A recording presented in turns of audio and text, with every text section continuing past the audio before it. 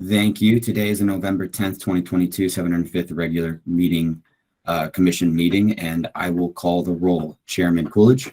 Present. Commissioner York. Present. Commissioner French-Contreras. I'm here.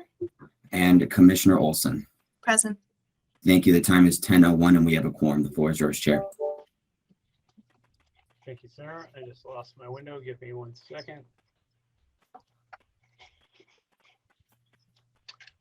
All right, I'll call to order the 705th Arizona Racing Commission meeting of November 10th, 2022.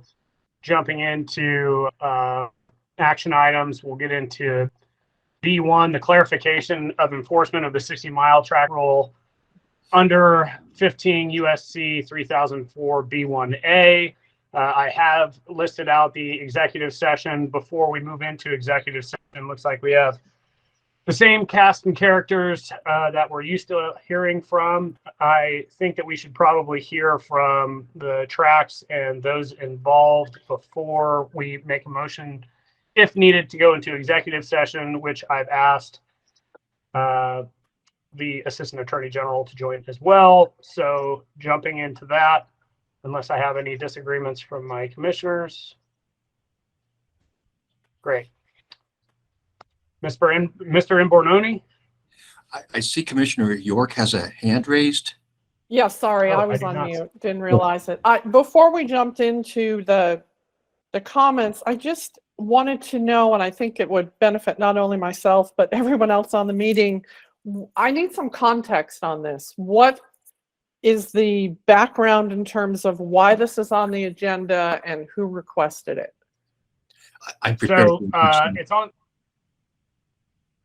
Excuse me. I'm sorry, Commissioner, go ahead. It's on the agenda. I spoke to the department as a whole. Sounds like we had some clarification and issues coming from both tracks regarding the 60-mile rule and asking for clarification. I approved it to be on the agenda with Director Casillas. And Chair, if I may. Yes, ma'am. Go ahead. Perhaps it would be helpful to get maybe also historical context or just an update as well from the department before we launch into public comments. Okay. Director Casillas, can you provide background per the commissioner's request, please? Yes, sir, Mr. Chairman. Since last month, after Fuzzy's OTB got approved, apparently Arizona Downs has been taking wagers while Turf Paradise started running their live racing. I have been contacted by Turf Paradise alleging violation of the IHA. I confirmed with Arizona Downs whether or not they were taking wagers while Turf was running live. They indicated that they have been taking wagers. One of the concerns is that there's obviously some confusion. There was a motion made to approve Fuzzies and a comment made by one of the commissioners that IHA was not applicable. However, one of the other commissioners said they would approve as long as the permittees followed the IHA and applicable rules. So Arizona Downs is of the impression that the commission had permitted wagers to be accepted by OTBs since 2018, and if there's a change in that guidance, they're unaware of that change. So I need clarification on the matter, so do the permittees. And just to add to why I asked that it be added to the agenda, per the last meeting, we had a commissioner specifically request that upon approval of the off-track betting facility that they would make note of the 60-mile rule. Since that's happened and we had agreement there, it's worth having a conversation about how it's moving forward. And additionally, it's becoming a bigger issue every single time we have an OTB. I know everyone knows how I feel about that, but that's where we are, and that's why it's on for discussion. Any other questions, comments, concerns? Commissioner Sorry, York? yeah, sorry, thank you. Problem. s- Education on my part, how could we approve an OTB and they can't get the signal? It just, I need something clarified. So, and this is, we can ask the legal side as well. The 60-mile rule as a whole in a very short condensed version, and I know the tracks probably won't appreciate where I'm coming from on this, is once approved, you can have the OTB open for as long as you want. Though, once racetrack A is open for business and racetrack B has an OTB within the 60 miles from that racetrack, according to this rule, they either need approval from the other racetrack and they need additional approvals from the horsemen as they always do. Now, in the instance of the last commission meeting, the regular commission meeting, we had a question about, according to that rule and being able to be open at the certain time. So that's really where it's coming from.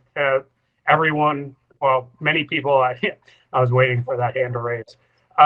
Per the previous dealings on this 60-mile rule, we've gone back and forth quite a bit. It's no question that we haven't, whether it's unenforced or had approvals from both tracks. That's why we're bringing it up for discussion one last time, and hopefully we won't have to hear this again. Okay, thank you for that clarification. I was under the understanding that they were intertwined. So if we approve the OTB, we were more or less saying we were taking our discretion to say that we're not applying the 60-mile rule. So, but thank you for that. And since we're in public comment period, this is a great time to have that discussion. I think previously, and Mr. Gore, I do see your hand raised. I'm not avoiding you.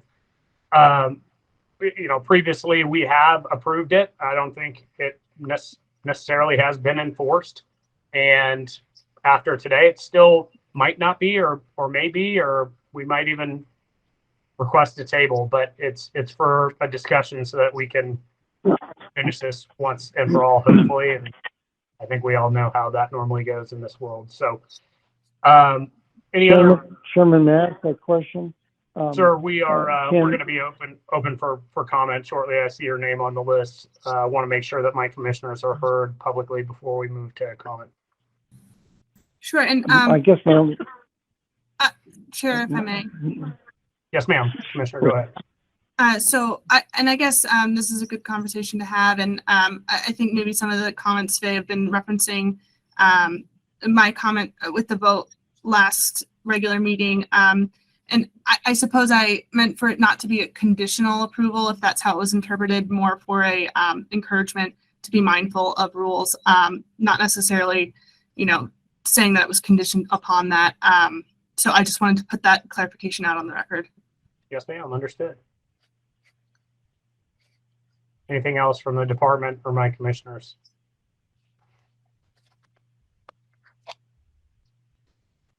All right, we'll go as the list as it's been given to me, Mr. Imbornoni, every time. Go ahead, sir. Good morning, Chairman and Commissioners. This is Brian Imbornoni, representing TP Racing. The issue before the Commission is whether the Director will enforce the law. The federal statute is clear. It precludes an OTB from accepting wagers on interstate simulcasts without the consent of currently operating. That name actually sounds familiar. What? I feel like I'm being talked over. I went ahead and muted it. Go ahead, sir. I apologize for that. Oh, pardon me. The federal statute precludes an OTB from accepting wagers on interstate simulcasts without the consent of currently operating 60-mile racetracks. The state statute, ARS 5112B, requires compliance with the IHA. Enforcement is not a matter of discretion or convenience. The policy of the rule is to support live racing, meaning financial support. It is intended to provide the revenue required to conduct live racing meets. With respect, It is not up to the commission to decide whether they agree with the rule. It is the purview of the legislature to balance competing policy interests and draw lines. The federal statute draws the line at 60 miles.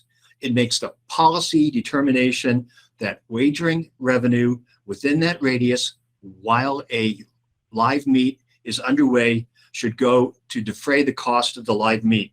With respect, the commission is bound by oath to follow the law. This issue has not previously been decided by the commission. In prior meetings, the commission has considered whether the 60-mile rule provides grounds to oppose a request for a new OTB. Commissioner Olson made that point at the last regular meeting.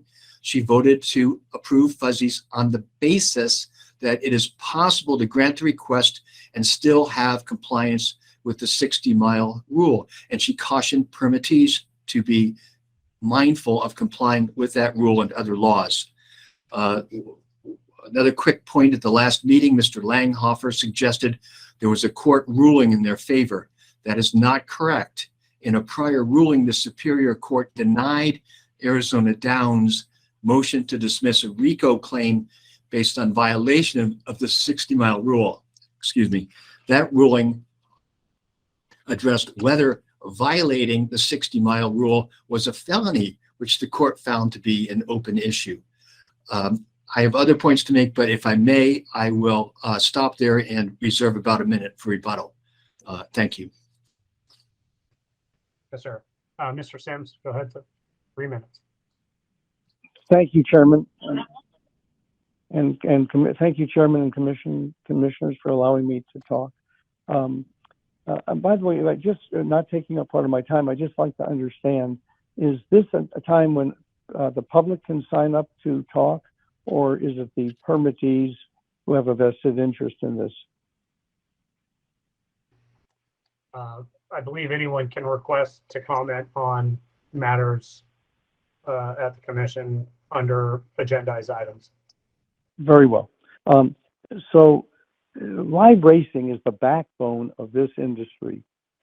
And I will tell you that it is very, very expensive to run a meet. And the costs, we have in round numbers, about 500 employees, 450, 500 employees. And there's another 1,500 or so that work in the backside that don't work for Turf Paradise, but make their livings back there doing all sorts of things. And those 1,500, besides them, you've got the supplies and on, the ripple effect. So it's very expensive to put it on. It was very important to the horsemen that we have our food and beverage up and running well, and we've accomplished that. I think they're happy with it, and it's something I wanted to have in addition. But we have not opened the turf club, but the full clubhouse and the backside and the grandstand and so on is open. It is very important that we be able to stay in business. And so when we gave our approval to Arizona Downs, that the OTBs that they put in the within 60 miles can operate. We operate about 4 hours a day of racing, 5 days a week, 4 hours a day, about a half an hour for each race and between each race. And we run in round numbers, normally 8 races a day. So that's 4 hours. They are fully able to run those OTBs and get all the Eastern racing, as an example, because the time difference, they can get all that Eastern racing in prior to us opening. Some of it would go into our time. I agree with that. But, and then they can race after we're done, about 4 o'clock. They can carry racing. There's certain racing that's still going on. But during those hours, we need to have that revenue to support live racing. And we give the same consideration to them when they're running their live meet. But this drains revenue that is meant to support live racing. And by the way, the Interstate Horse Racing Act is, when I first looked at it, I thought it was going to be 3 inches thick. It's about 6 pages, and half of that is definitions. It is very clear that this is to be followed to protect live racing, and we would be the only track, the only state in the country other than California that doesn't have revenue from casinos or other forms of that gaming in order for us to survive. We're the only and we'd be the only jurisdiction in the United States that is not adhering to the 60-mile rule. Thank you for the time. Thank you, sir. Mr. Hutton?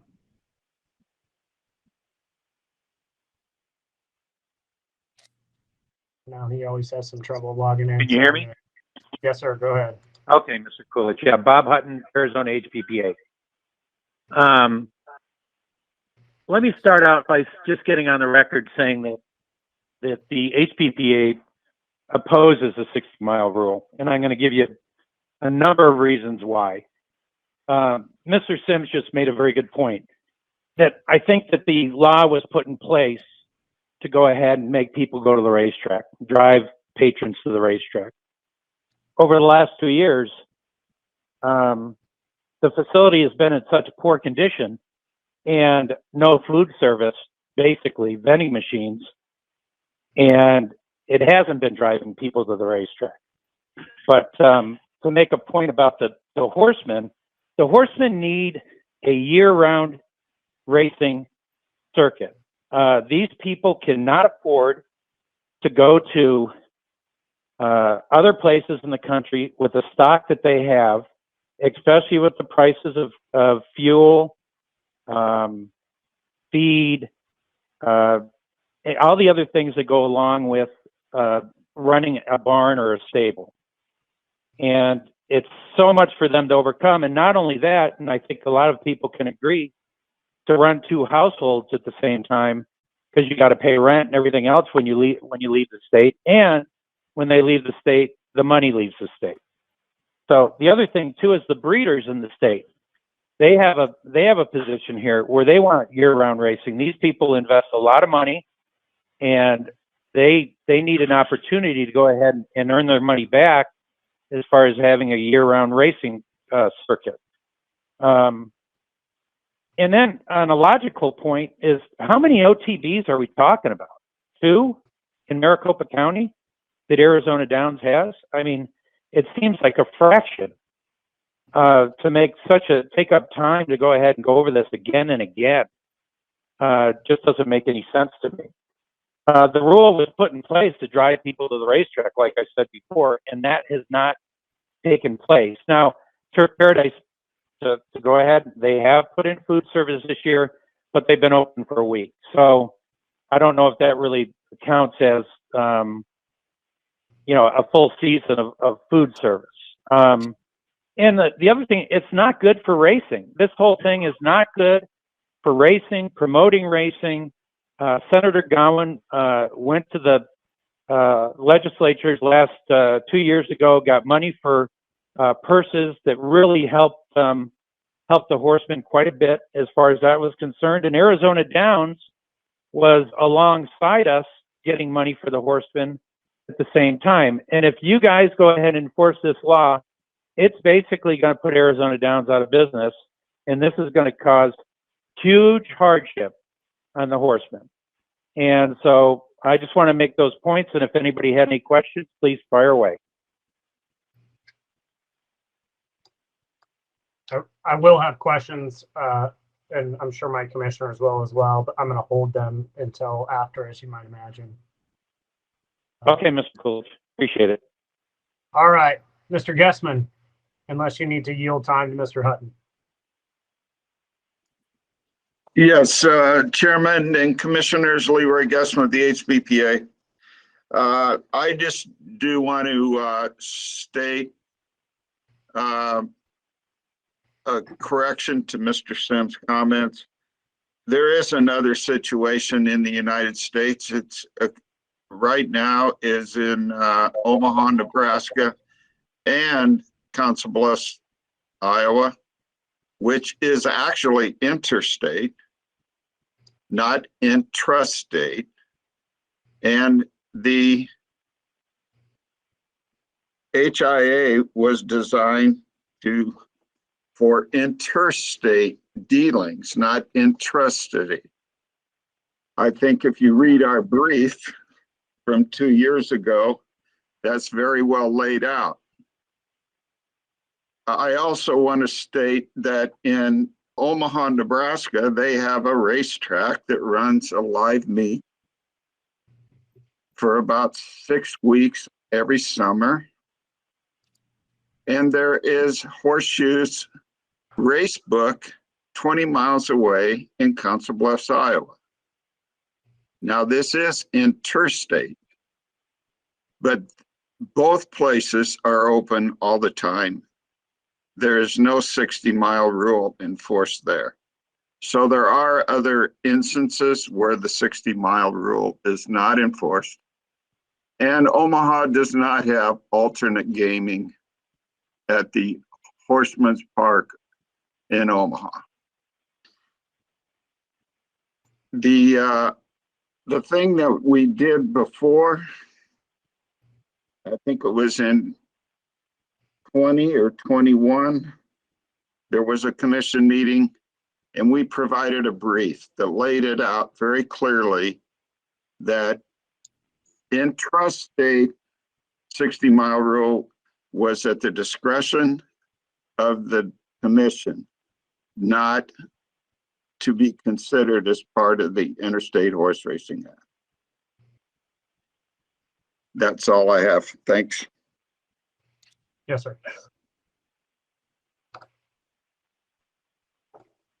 Looks like I have 2 more people on HBPA. Mr. Eckleberry and Mr. Owens, do you have anything additional that you need to add, or? I do. Go ahead, sir. This is Kevin Eckleberry. Following up a little bit what Leroy had just spoken, Mr. Gessman. Doug Mustaine, which is an expert in this field, spoke in, I believe it was in March of 21, and he wrote out some briefs, and hopefully somebody has sent you those briefs. I'm not positive. If you will read those briefs, they will explain exactly what Mr. Gessman was talking about, and if you will follow that, and I don't understand why this keeps coming up, but he's exactly right. If we want year-round racing, we need to keep it the way it is. Thank you. Thank you, sir. Just confirming, Mr. Owens, do you have anything that you need to add that hasn't been said? Yeah, this is Kevin Owens, Thoroughbred Breeders Association and HBPA.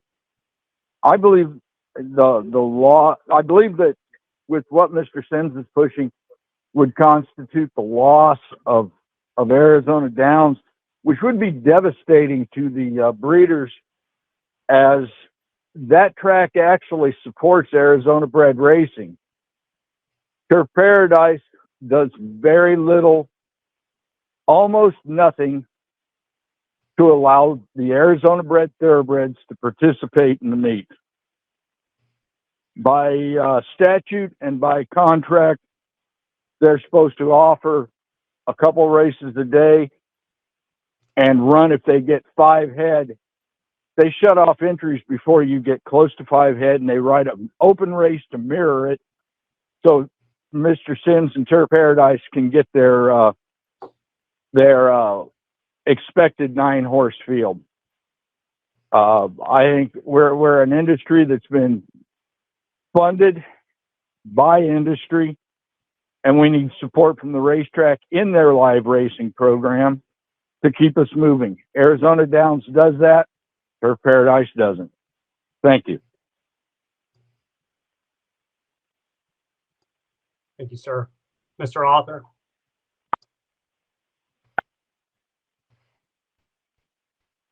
Tom or Mike? Can you guys hear me? Yes, sir.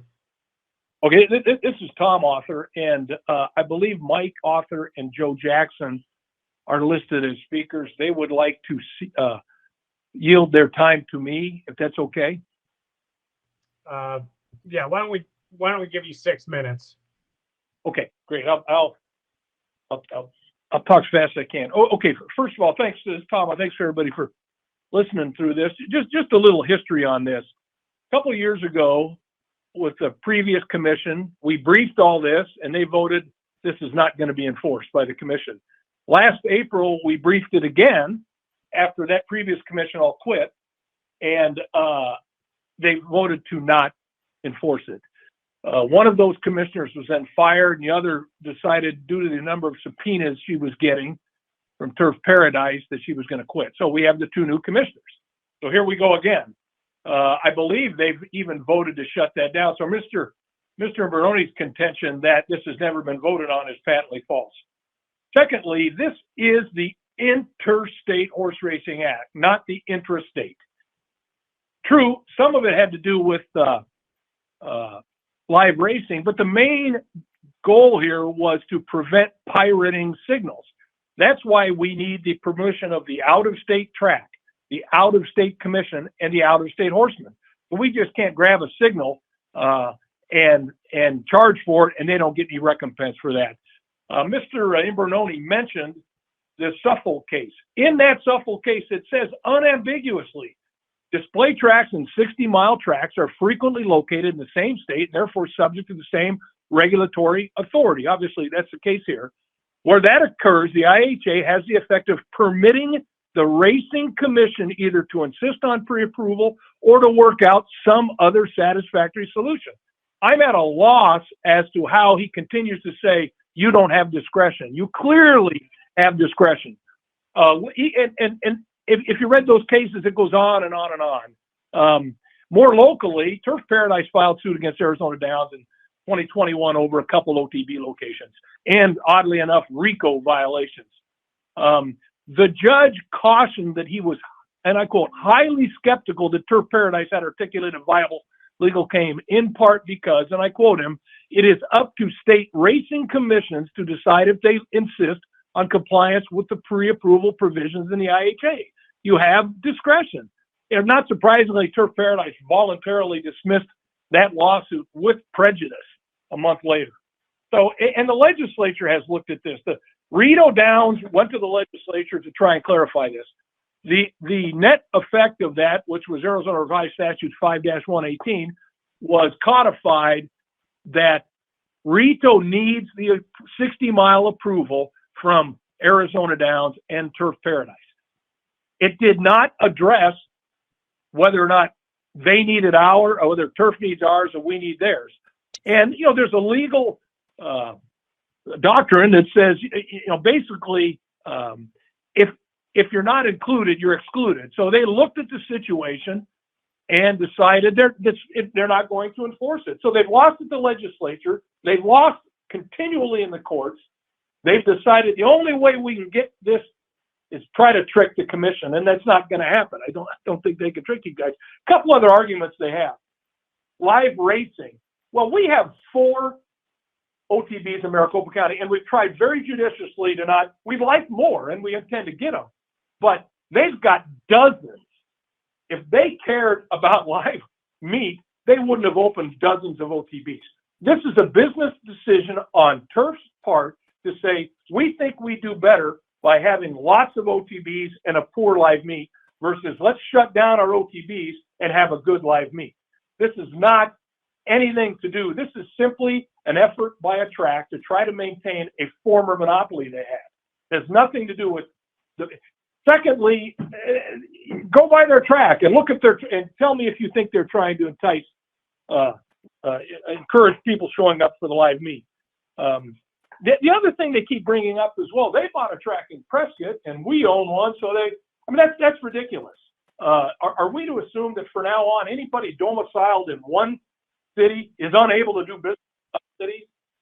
Even regulated industries. If I'm a realty executive and I got mine headquartered in Scottsdale, can you imagine somebody in Sedona saying, "Oh, you can't open up here because you're domiciled in Scottsdale"? It's ridiculous. This is free enterprise, and to think that they that because we own a track in Prescott, we're unable to do business in Phoenix.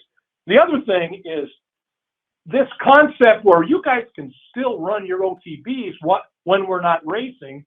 To make that point, we would only be able to run from maybe noon, from 11 in the morning to maybe noon, and after 4 or 5 days a week. every one of our OTBs would shut down or go over to turf, because they don't want somebody who can only be open a couple hours a day for 3/4 of the year. It would be the same effect as us not having an OTB. Nobody would sign a contract with us given those hours. So you know, I don't know why this keeps coming up. I understand the 2 new commissioners have not been briefed.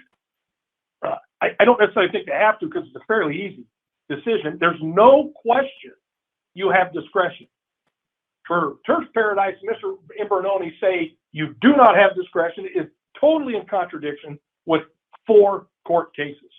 They can't state a court case that tries to enforce this. So the other thing is, if we're worried about suing, lawsuits and everything, Sir, Mr. that's time. Imbernoni, okay, Thank you very Mr. much. Imbernoni last week said Turf does not have standing to sue.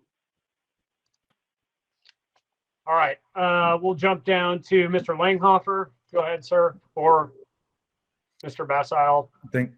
Thank you, Chairman Coolidge. This is the 6th time that Turf Paradise has raised this issue, and each of the previous 5 times have had the same result. This started back in 2018 when the commission voted on this issue, and I believe then Commissioner Gorey has previously spoken to the rest of the commissioners about his recollection of that. You don't have to listen to his recollection. There's actually an audio recording of it. We've given the commission the link before, so you can listen to yourself for how that went down. Essentially, the commission voted against Turf Paradise's position, apparently with the consent of Turf Paradise. It's part of a settlement of the issue, because everyone recognized that if you were to enforce the 60-mile rule under Turf Paradise's theory, there would be a single track monopoly in the state, and that's actually bad for horse racing. That's bad for the breeders. It's bad for everyone except the one monopoly that's left. They brought it up again, same result. They brought it up again, same result. Then they went to court. As you've already heard, the court expressed deep skepticism about their theory, because it appears there's no private right of action under the IHA. And after that ruling from the court, they dismissed their lawsuit. Then they came back to this commission, I think it was 2 months ago, same result, and we're back for a 6th round. So our position hasn't changed. This is pretty straightforward. If you're to take Turf Paradise's interpretation of this, there will be 1 track left in the state. That is bad for horse racing. And it's also it would just destabilize what this commission has done now 4 times, and the courts sort of implicitly affirmed in its ruling in Turf Paradise's last case. We've got to have regulatory stability here. We can't keep revisiting, just hoping that you all, through enough badgering and returns to the trough, will just finally relent and change your position. That's no way to make law. There's no way to regulate an industry. I'd be happy to answer questions if you'd like. None here. Thank you, sir. Mr. Gorey, sorry, you were at the bottom of the list. See your hand raised. That is just fine, Chairman Coolidge. Thank you, commissioners. Rory Gorey for the record. This is definitely an item that doesn't need any more cowbells. It has been discussed over and over, has even been voted on by the commission. And just for a little history for the new commissioners, March 11th, 2021, a motion was made and passed requesting all parties to submit briefs regarding the enforcement of the 60-mile IHA rule. And the commission would discuss it at the next meeting. The next meeting was going to be April 8th. For some reason, that meeting was canceled. The meeting was held on April 19th. Briefs were submitted from all the parties, their legal counsels. The commission did receive it. It is in the commission package. I did review that last night. It is there. The commission was able to read all the briefs from all the parties. And then they went into executive session to discuss this with commission's counsel.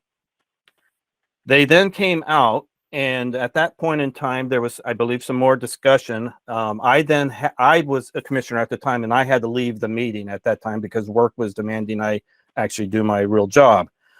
Commissioner Coolidge at the time made a motion to deny Turf Paradise request to revisit the procedure relating to off-track betting facilities and the 60-mile radius.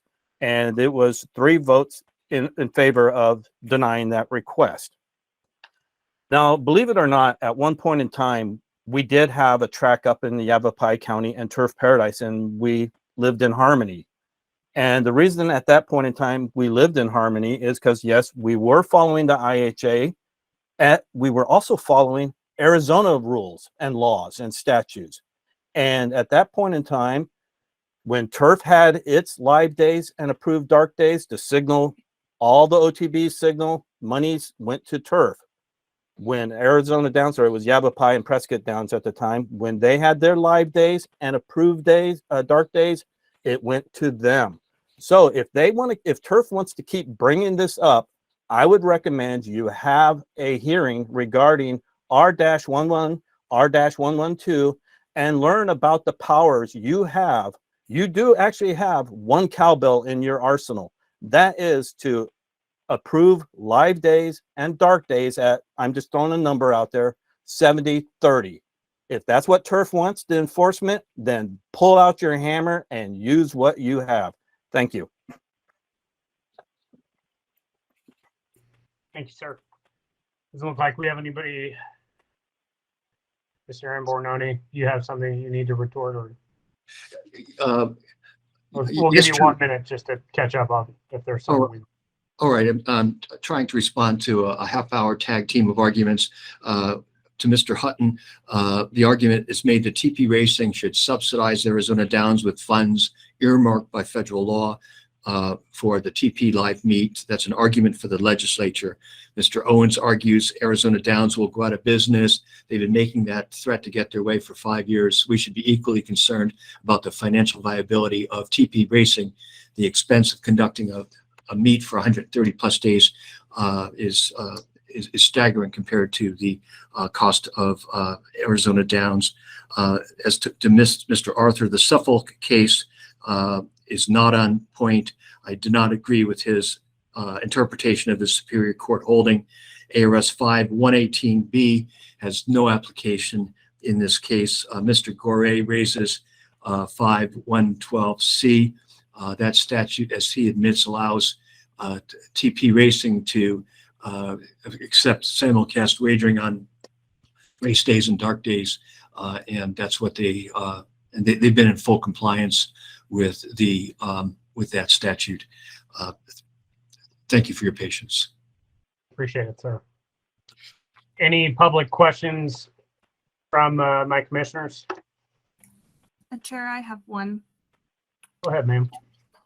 So this is a question for the department.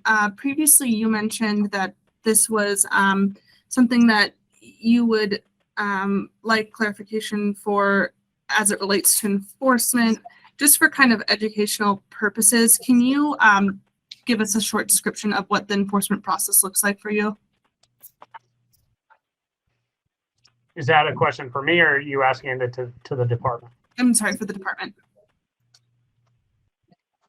Well, depending on where the commission lands on this matter, if they're going to enforce the IHA under statute, there is a provision that indicates that the Department of Racing Commission shall enforce the IHA. So if the commission's guidance is that the IHA is in effect, then obviously the department would conduct its enforcement responsibilities. However, if it's not going to be enforced, then we obviously would stand down on the matter. And Director, thank you for that. So if you were to enforce it, or for your other enforcement duties, could you just explain what that looks like, just high level? Well, if there was a violation of acceptance of wagers in violation of the IHA, it's a matter that's discretionary for the commission to enforce the provision.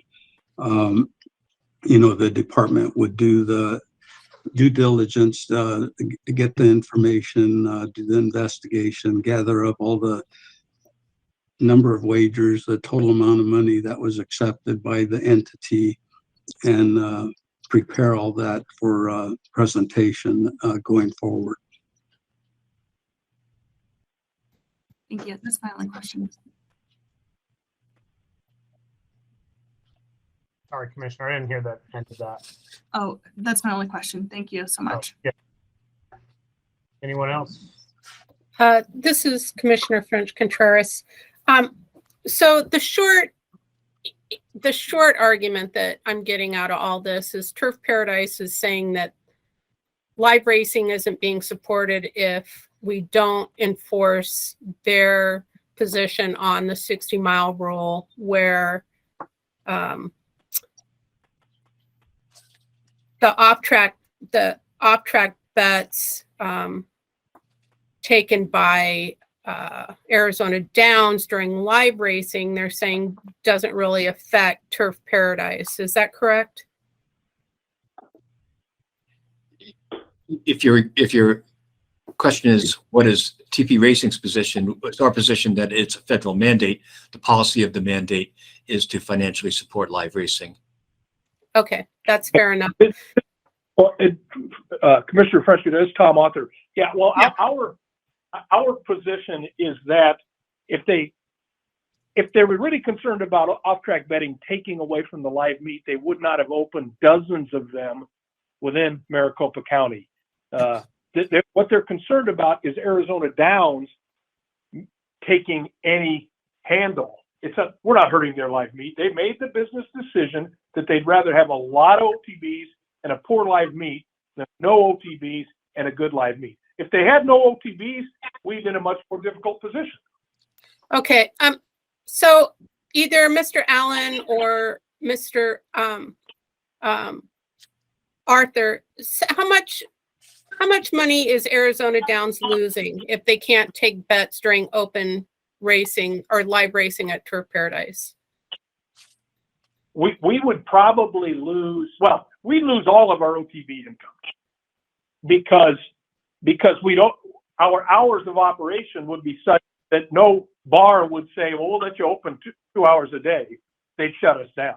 And frankly, Turf could go in and say, hey, listen, we will never be shut down. Arizona Downs is going to be shut down. Go with us. So as a practical matter, all we would have, Commissioner, would be a few OTBs outside of Maricopa County and the track.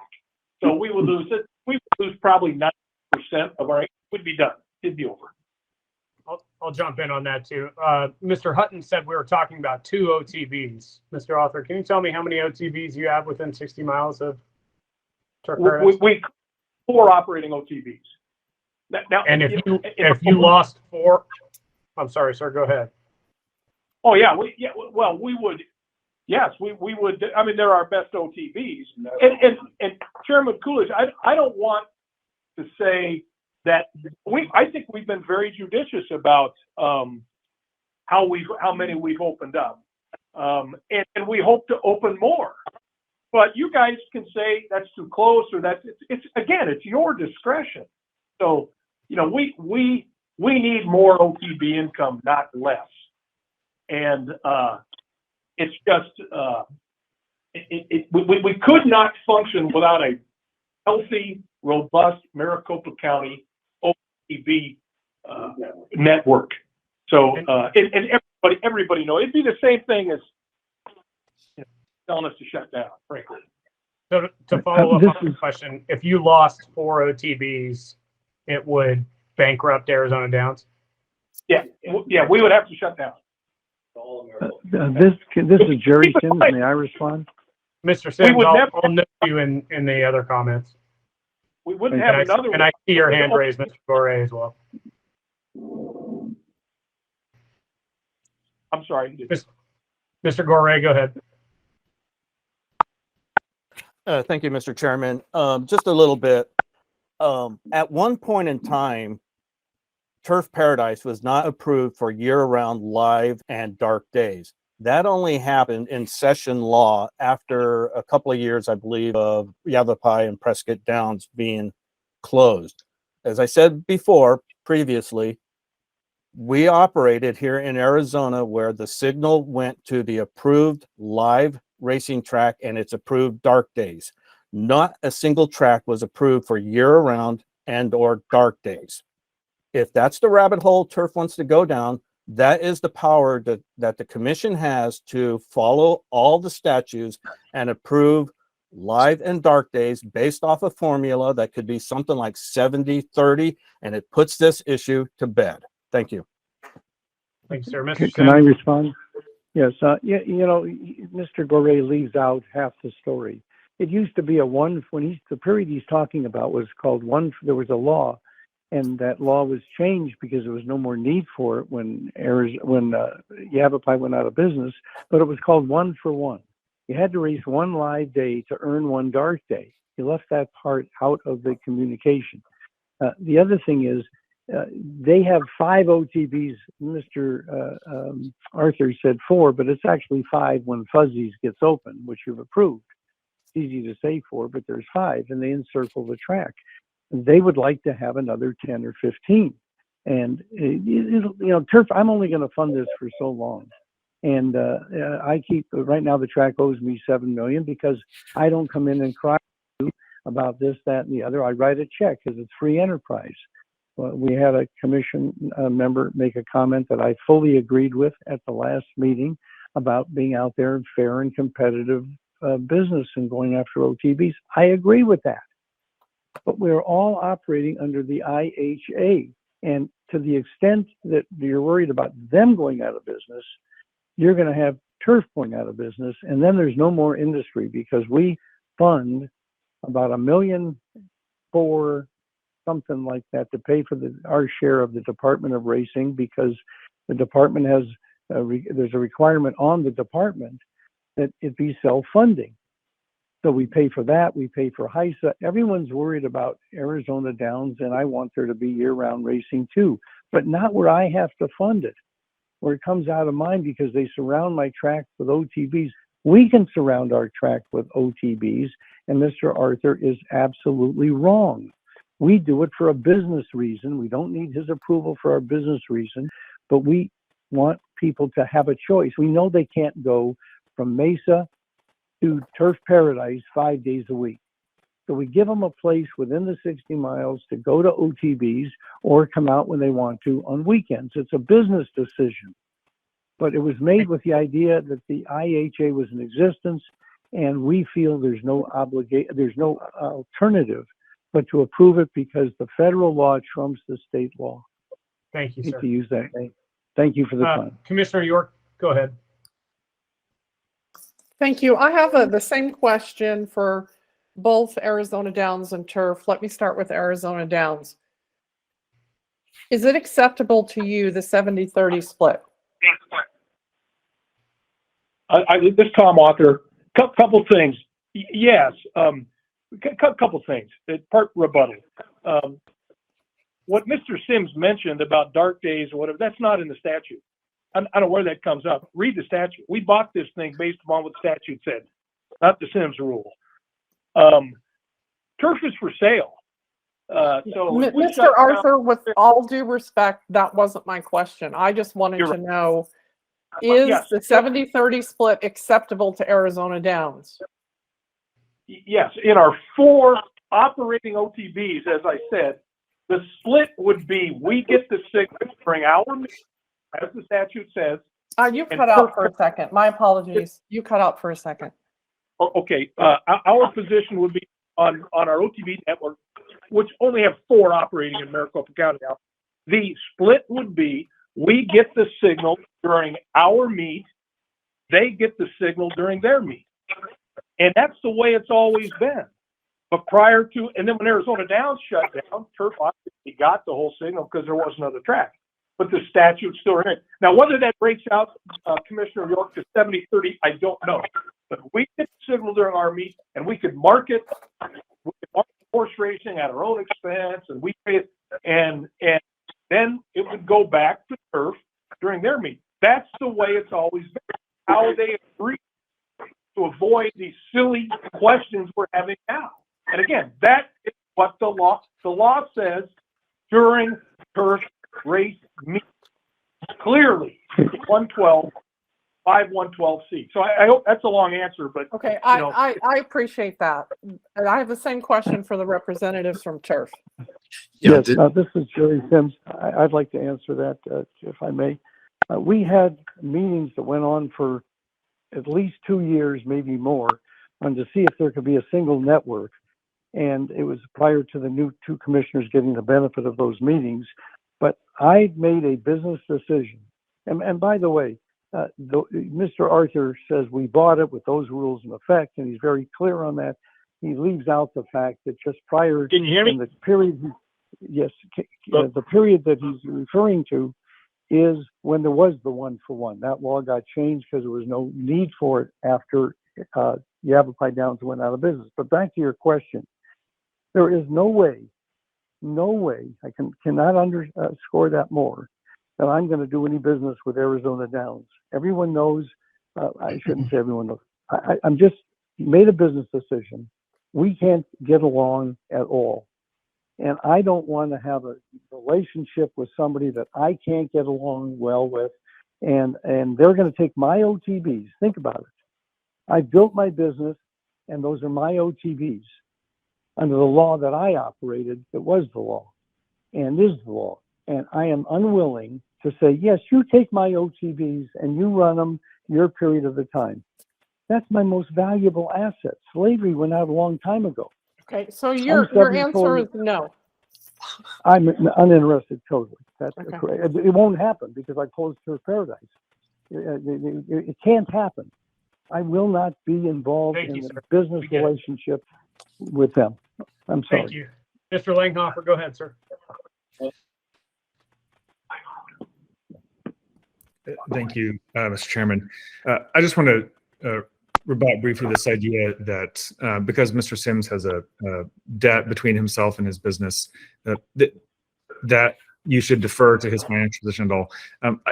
The debts between a business owner and the business are basically paper constructions. They're a choice whether to leave the money to the business or pay it to the business owner and give it back as a loan. Like this idea that he has a personal debt should just be disregarded. Please don't take into account in your decision making because it simply has to do with how they've been documenting income and nothing else. Thank you. We are an LLLP, limited liability, limited partnership. Sir, I own the majority. Sir, we have a hand raised. Yes. Mr. Gorey, the floor is yours. Thank you, Chairman, Commissioners.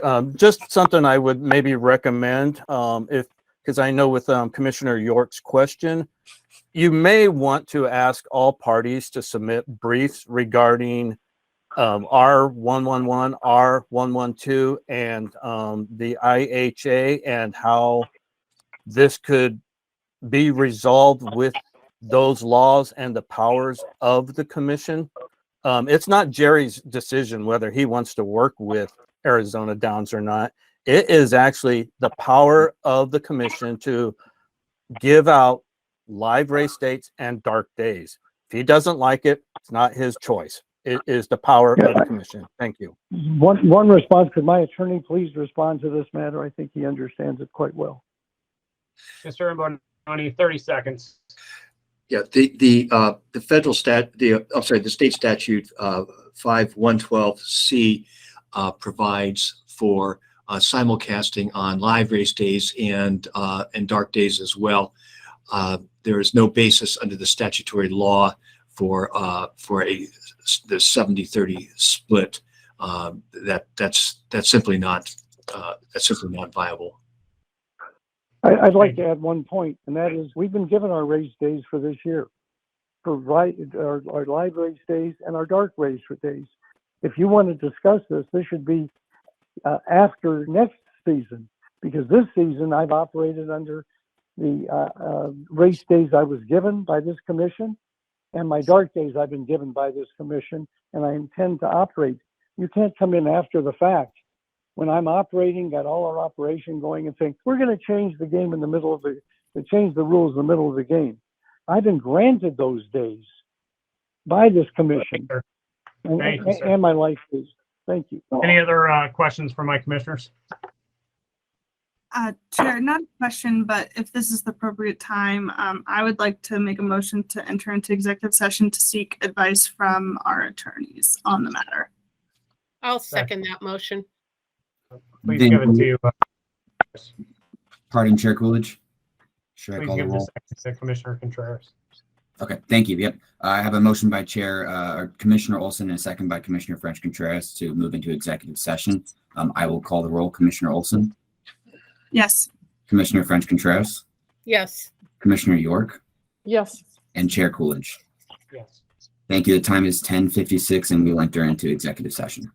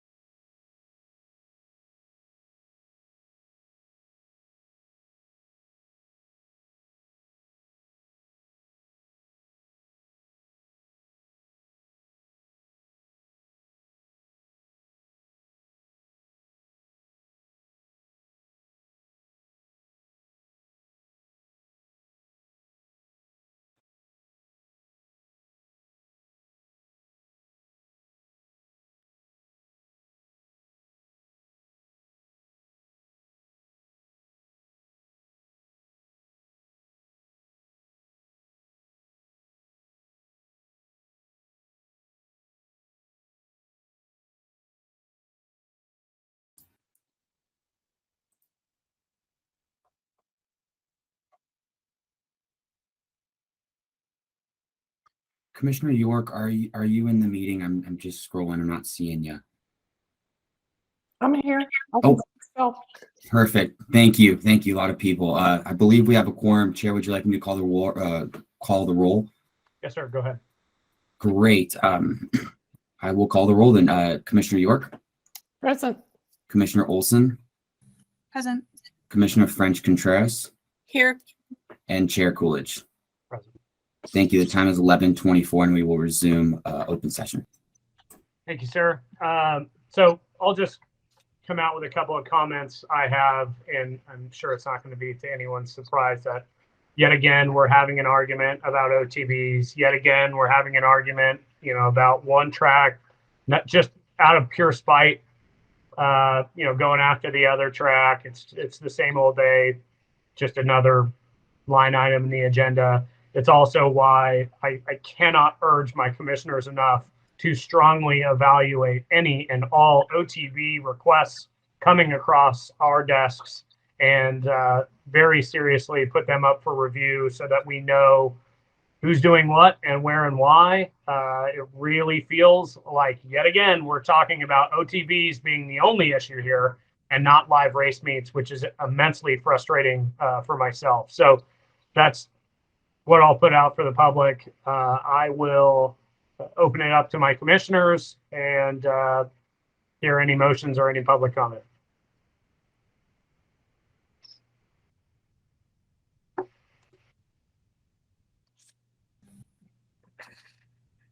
I have one comment to make. I'm sorry, if sir. I I haven't may. opened my commissioners. I'm sorry, it's only to commissioners? I'm sorry. Yes, sir.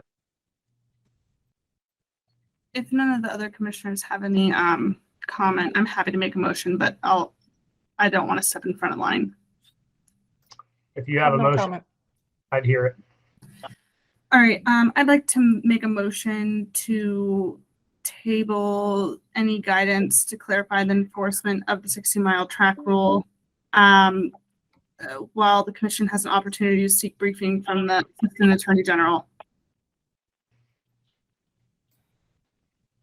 This is Commissioner French Contreras. I second that motion. Thank you. I have a motion by Commissioner Olson and a second by Commissioner French Contreras. I will call the roll. Commissioner Olson, Yes. Commissioner French Contreras, Yes. Commissioner York, Yes. and Chairman Coolidge. No. Thank you. That vote passes 3-1.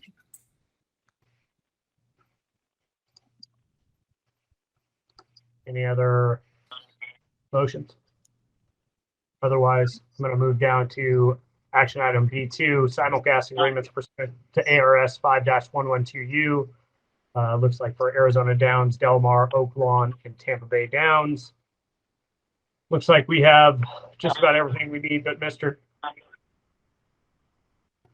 Duncan, will you give us an update on your end? Yes, sir, Chairman Coolidge and Commissioners. I supplied and reviewed the contract. All's in order. The division would recommend 5112U contract be approved for items D2A 1 through 3 for Arizona Downs. Any questions from my commissioners? Yes, I had a couple, if I may. Ma'am, the floor is yours. Mr. Duncan, the rate is different.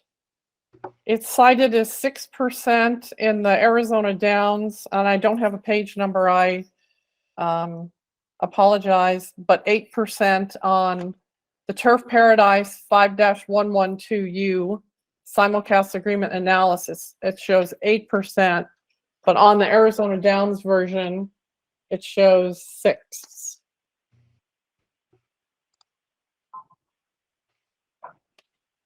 This is Tom Author. It might be best for me to answer that. Go ahead, sir. Commissioner York, thank you very much for noticing that. We're not wild about paying more than turf, but in the interest of getting this signal in and cooperation and helping the sport, we've agreed to pay a little bit more, 25% more than Turf Paradise. But thank you for noticing that. We don't want to set a precedent, but to see that signal come. Mr. Author, I apologize. What I'm noticing is that your rate on one sheet is 6% and it's 8% on another. It's like 6 1/4, ma'am, plus some California assessments and stuff. So I think it's something like adds up to something like 7.25. Right.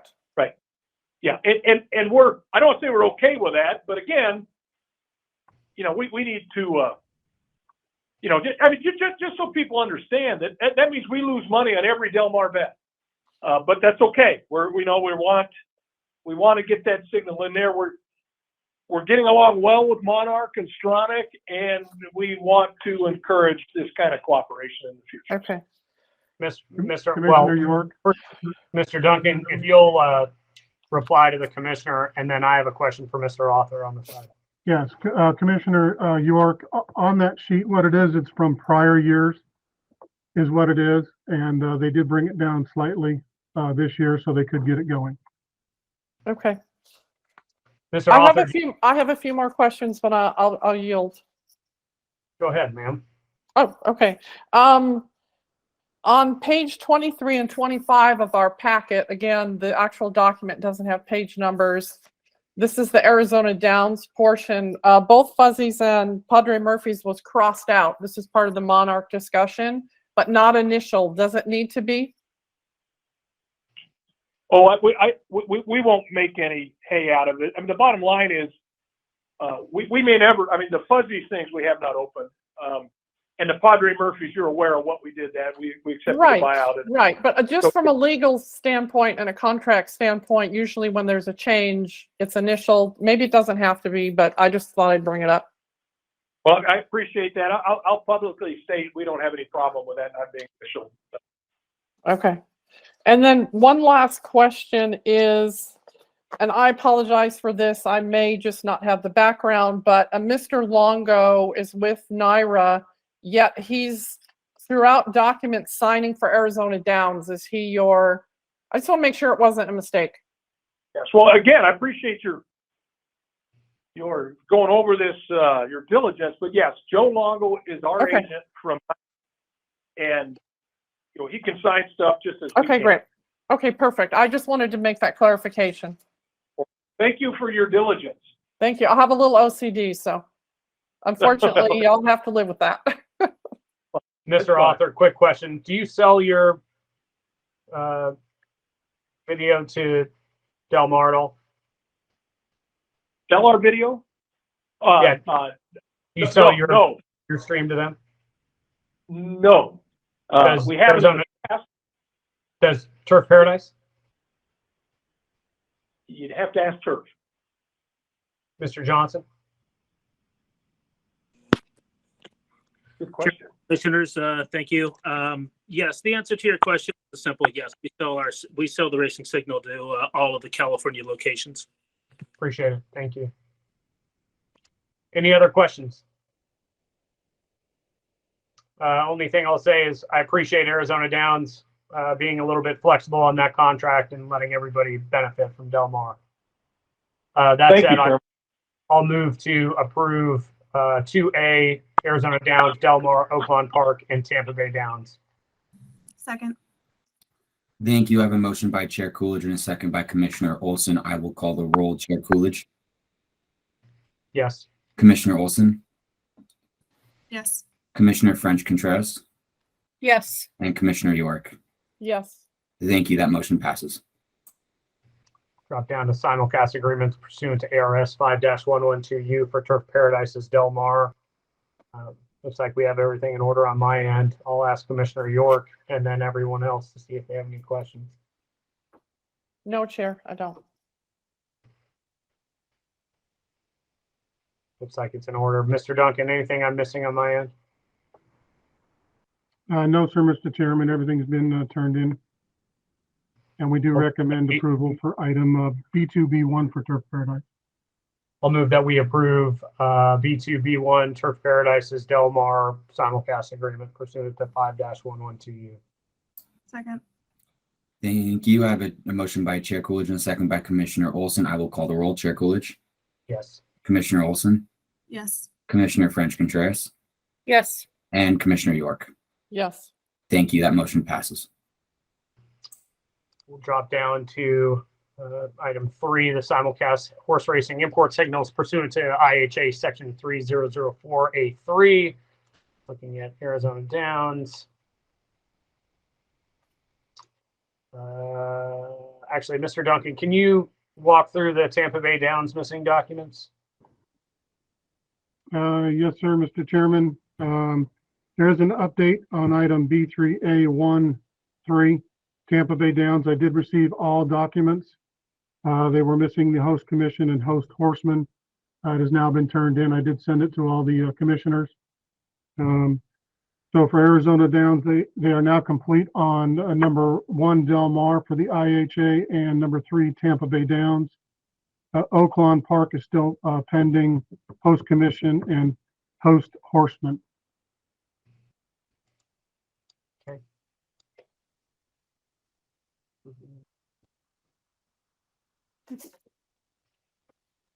Good here. Any questions for my commissioners? Otherwise, I'll move that we approve Arizona Downs, Del Mar, and Tampa Bay Downs. Second.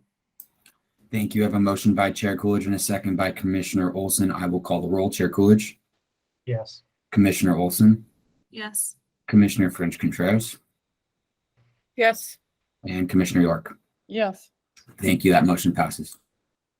I'll move that we conditionally approve Arizona Downs, Oakland Park, pursuant that they receive all the prerequisite approvals and leave it to the department to approve on their end so that they don't see a delay. Second. Thank you. I have a motion by Chair Coolidge and a second by Commissioner Olson. I will call the roll. Chair Coolidge. Yes. Commissioner Olson. Yes. Commissioner French-Contreras. Yes. Thank you. And Commissioner York. Yes. Thank you. That motion passes. Dropping down to 3B for Turf Paradise for Del Mar. Mr. Duncan, anything I'm missing on my end? No updates, Mr. Chairman, on this one. Item 1 is complete, since now you guys approved the 5112U. Looks like it's all set on my end. Any questions from my commissioners? Otherwise, I'll move that we approve Turf Paradise's Del Mar import signal. Second. Thank you. I have a motion by Chair Coolidge, a second by Commissioner Olson. I will call the roll. Chair Coolidge, Yes. Commissioner Olson, Yes. Commissioner French-Contreras, Yep. and Commissioner York. Yes. Thank you. That motion passes. Thank you, sir. We're going to drop down to the information reports. As noted in the last regularly scheduled commission meeting, I have asked the department to not only have Dr. Gale present, which we'll go to first, Doc, but after that, we're going to have a track safety report from the department's Brian Duncan to identify any issues that the office has found on their end. Dr. Gale, the floor is yours. Thank you, ma'am. Thank you, Chair Coolidge and commissioners. Good morning. I do have a number of things, so bear with me. Again, training started at Turf Paradise in early October. Dr. Butler, who is the track veterinarian, was on hand during training hours, 6 days a week. And she was there to handle any emergencies that might occur. And she also was taking notes on various horses and identifying issues or perhaps horses that were not yet sound, so that we could go back and look at those horses and determine whether or not they were going to be fit to race in this meet. And so that's a good deal of information ahead of time. During training, as far as I know, there has just been one injury that did require the horse to be euthanized. In training, it was an older horse and did have a number of issues in the leg that did fracture. We've also had 3 other horses that have succumbed to illness, 2 with pneumonia, again with horses moving all around the country. We do see this on occasion at the beginning of a meet. The thing I'd like to note is that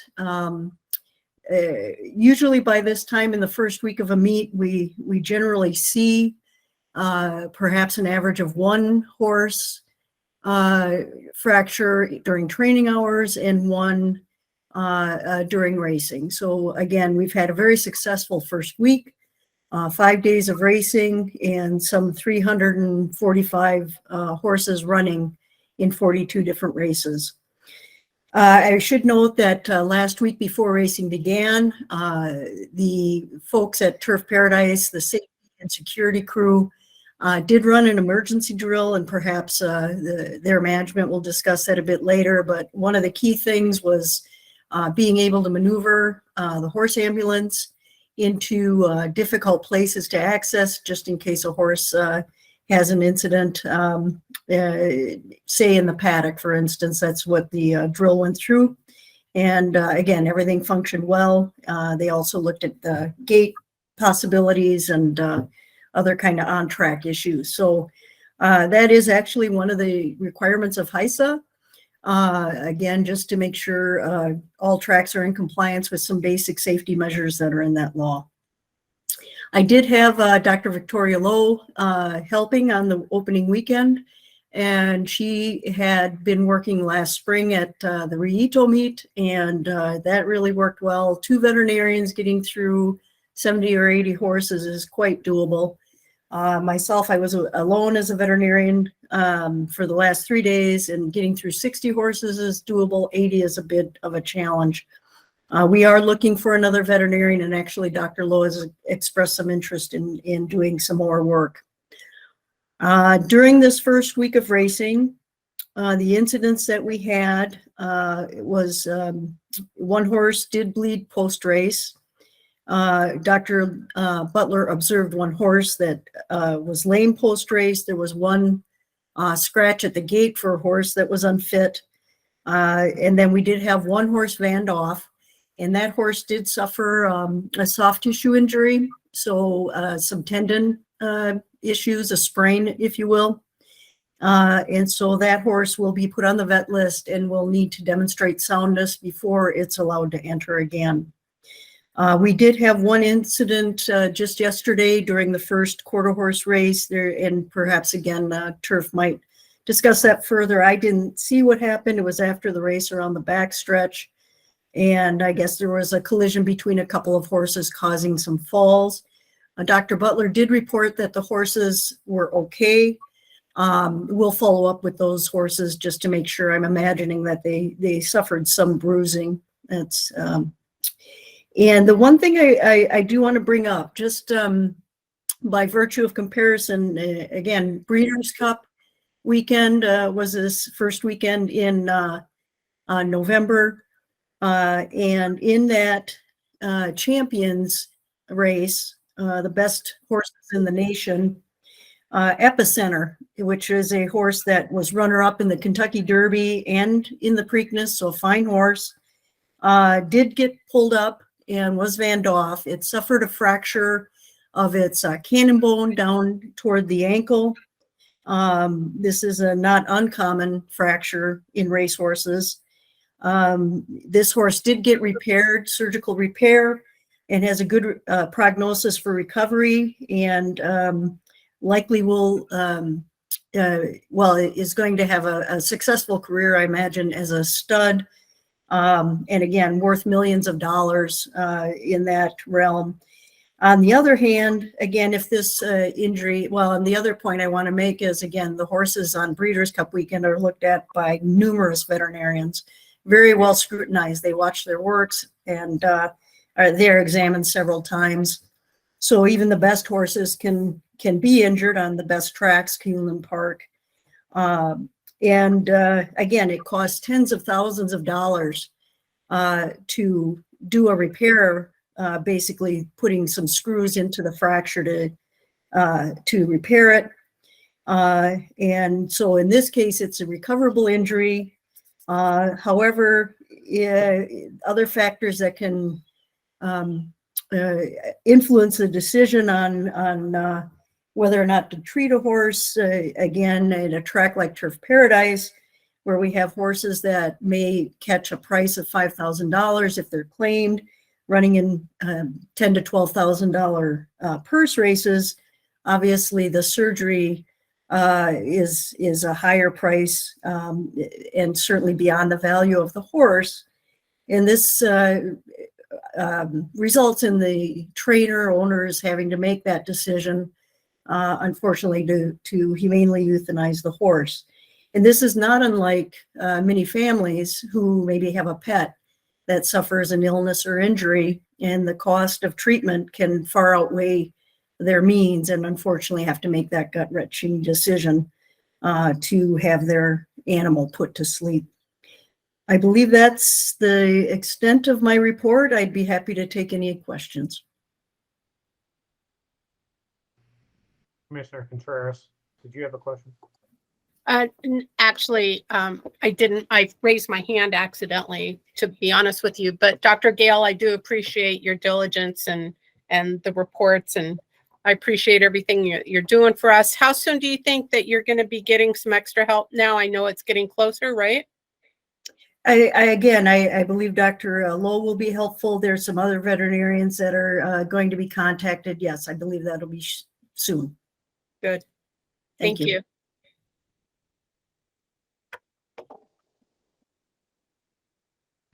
Dr. Gale, as always, appreciate your input. Very important work, so we appreciate everything that you guys do. Mr. Duncan, you want to give a track safety report, please? Yes, sir. Thank you, Chairman Coolidge. I've been working with Turf Paradise since early September, getting them ready to open. Worked with track superintendent George Lopez, who was under the guidance of Steve Woods, who is an expert on track maintenance. They did remove a lot of the old surface and added back some fresh sand and some organics. I heard many good comments so far from everyone that the surface feels real good. Hopefully the first opening weekend here kind of shows that. Turf did send a soil sample out on October 5th, and according to the track management, it's right where they, want the contents of the soil to be. They are going to be sending another sample out and comparing it to the one they took in October. See if there's any adjustments that need to be made with organics or sand. They will continue to do the samples throughout the meet as well. They do have 6 tractors. I believe I put in the packet, showed you 4 of them out there at the same time. They do have 4 water trucks as well, which is helping. One of the issues that we did have out there was the rail and making it safer. A lot of the rail did need to be adjusted as it was not very straight. It did jut in or out 8 or 10 inches in some of the areas, especially the far turn. Many of the caps that connect the panels were crimped, that bent upwards and outwards, which is unsafe for both the horse and the jockey. Turf did adjust those areas, which in turn helped fill the gaps, and it did flatten the caps so that they were not jutting out anymore. There are still a few points that need to be adjusted, I think, in the future here. They did replace 212 panels, and Mr. Francia may be able to update you if they added any more. They were using panels that they got, they were made out of sheet metal. They ordered them from Kentucky.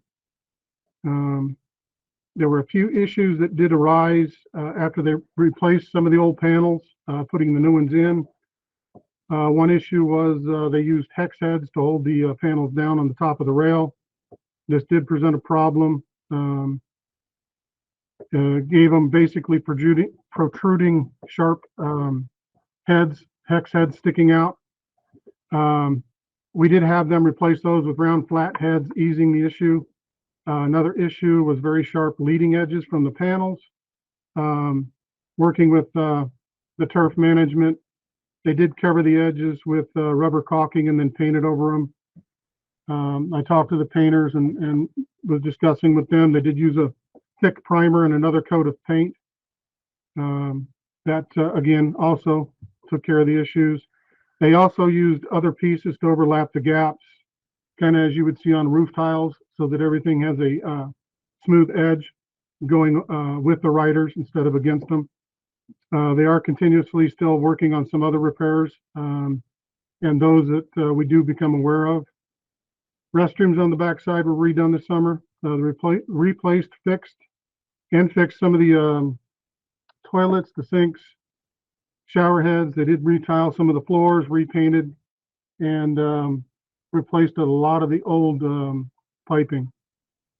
There are some issues that still need to be addressed, and some of them, like in row K, still having draining issues there. That one I think needs to be resurfaced a little bit.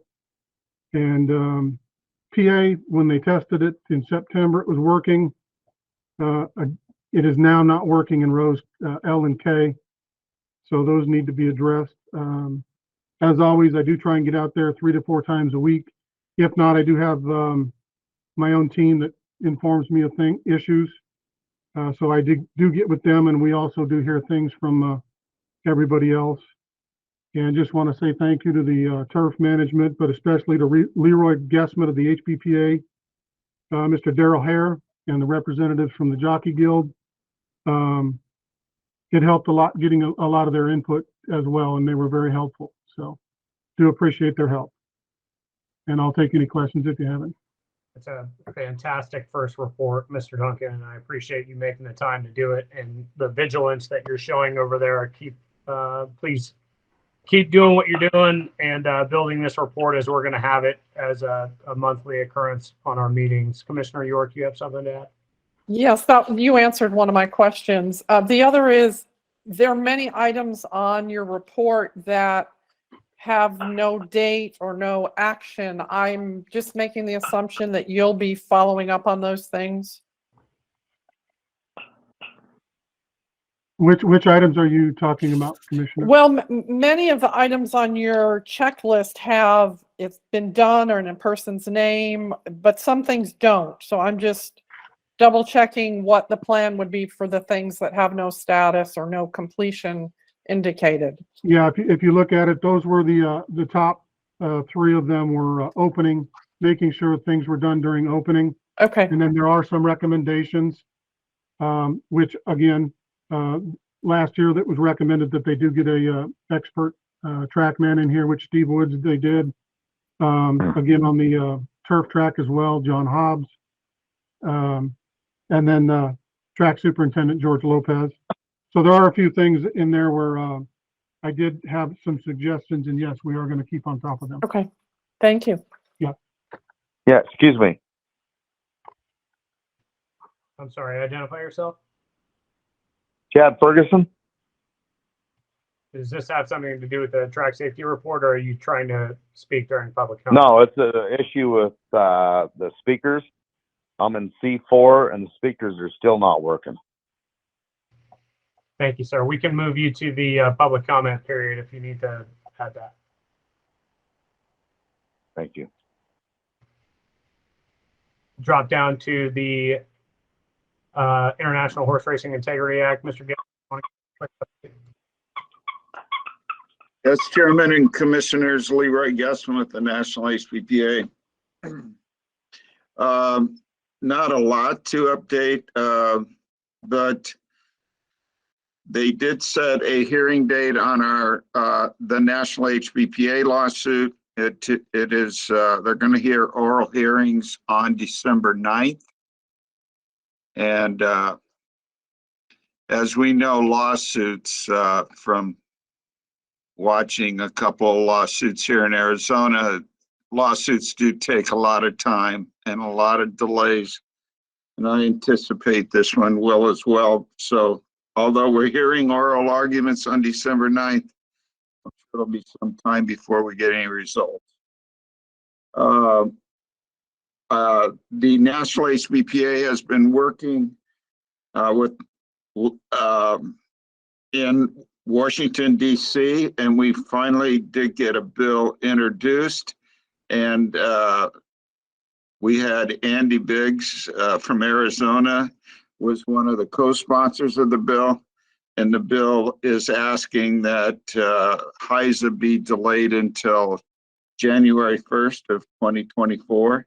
So now we're just waiting for that bill to be assigned to a committee and move forward here before the session ends.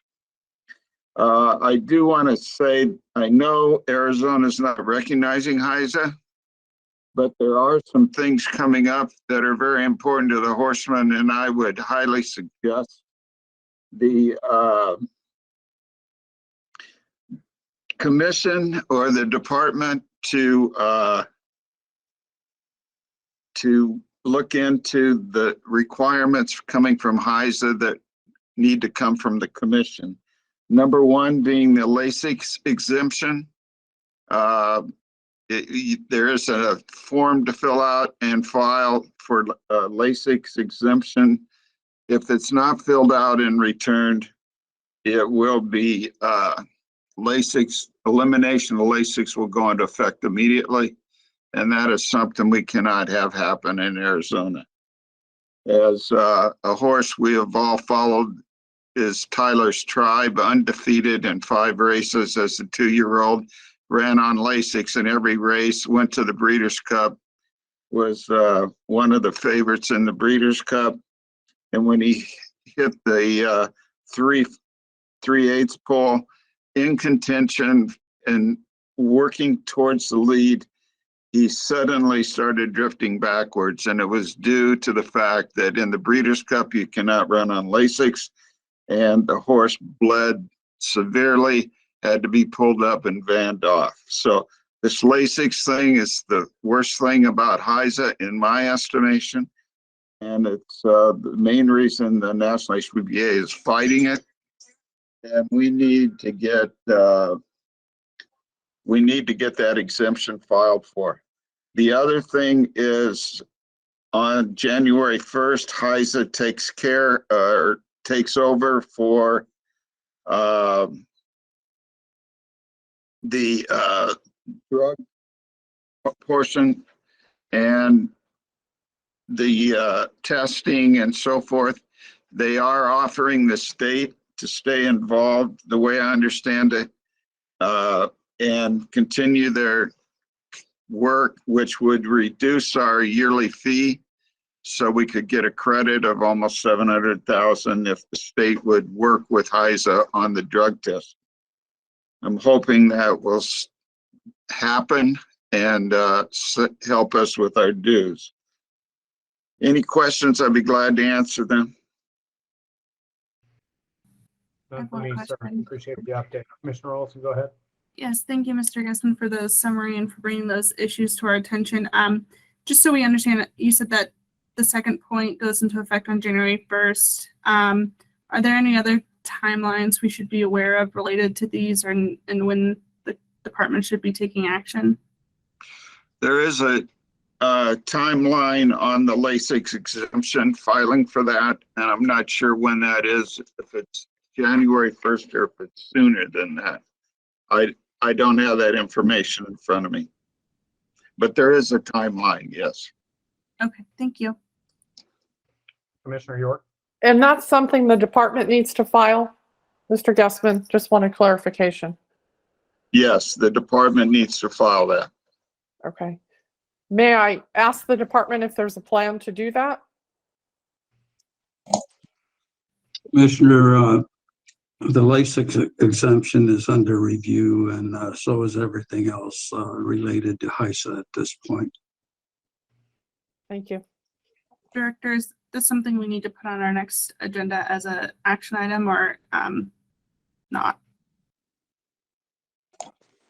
I don't believe so. Thank you. Thanks, everyone, for your updates on this. And Mr. Gore, I see your hand raised. I will move it down to the public comment. Well, this was regarding HISA. I did have a direct question for Mr. Guessman.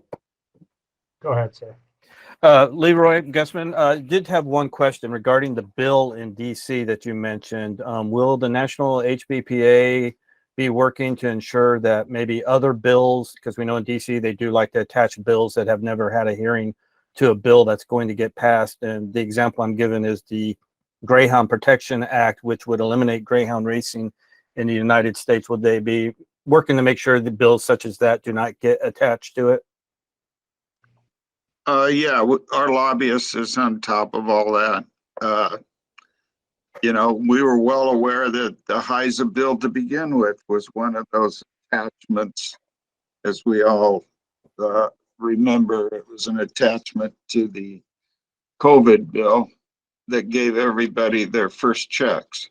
So, yeah, we will be watching for that.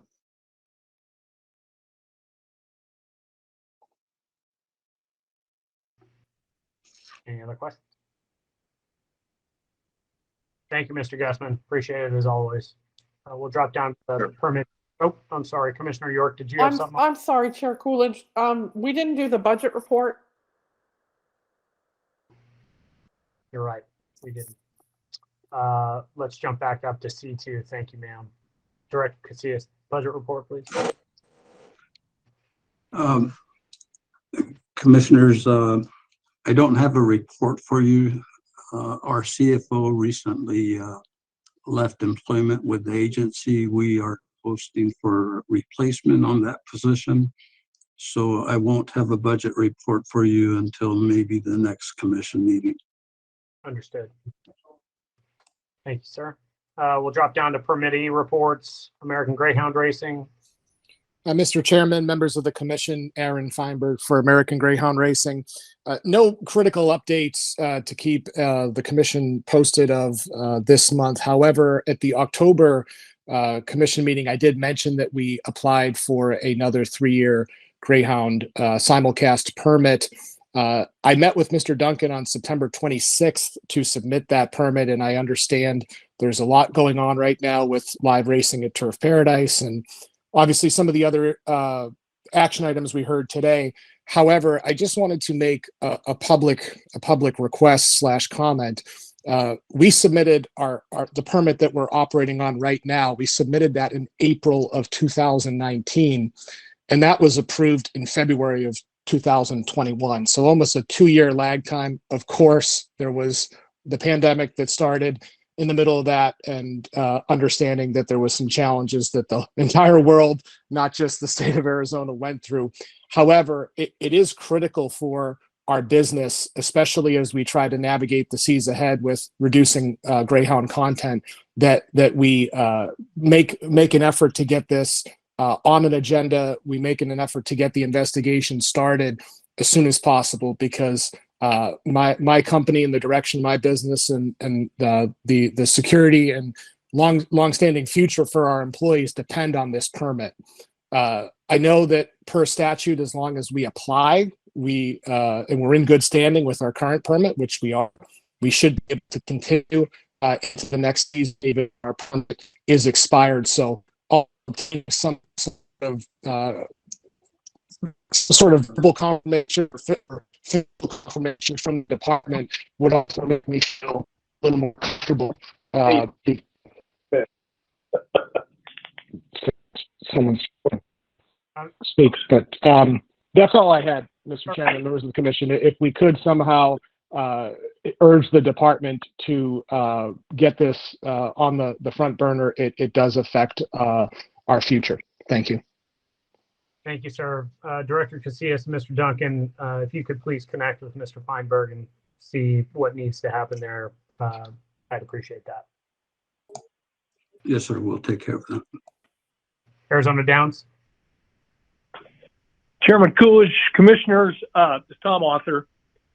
First, we want to say that express our appreciation to Monarch Content Management, Strana Group, and Del Mar for releasing that signal. We think that's a good sign. While that was initially something that we at Arizona Downs offered, it was really largely the HBPA that stepped in and kind of hammered that home. And I want to thank particularly Bob Hutton and Leroy Guessman for the cooperation, but I think it bodes well.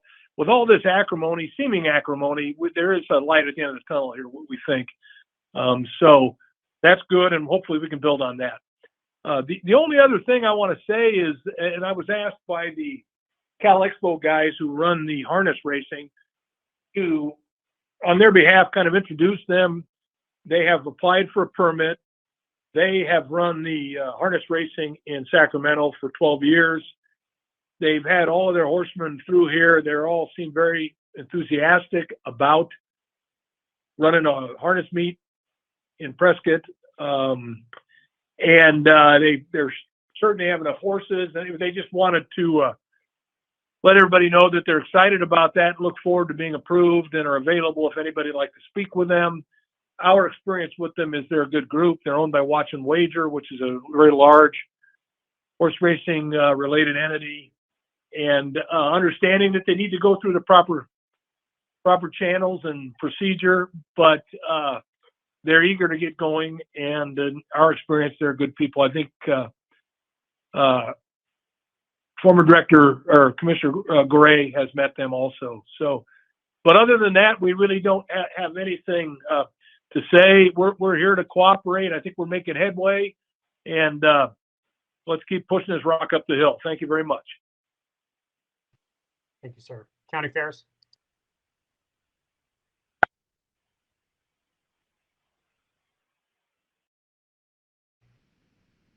Rito.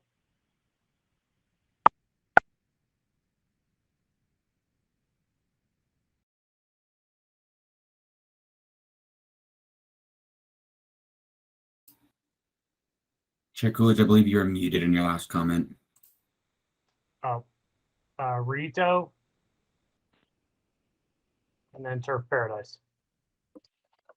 Thank you, Chairman Coolidge. Commissioners, your meeting is already past 90 minutes, so I'm going to be brief, but I want to be thorough for you. When we were planning out everything in the summer, Mr. Sims and I, we divided our efforts into two categories. One was improvements that needed to be made, one of which has already been spoken of, the restrooms on the backside. The 14 restrooms were upgraded at a cost of $92,000. The second and most important was matters concerning with safety at Turf Paradise that we wanted to address and make sure that we were doing better on. Since Dr. Gale brought it up about the emergency drill, I want to make sure that the commission is thoroughly briefed on that. The person who came up with that idea is Turf Security Director Daniel Adams, and I'm going to have him speak so you're fully apprised as to what went on and how important it is to deal with these type of situations that come up under the category of emergency. Then I'll return after Mr. Adams and address some of these other matters. Thank you, Commission.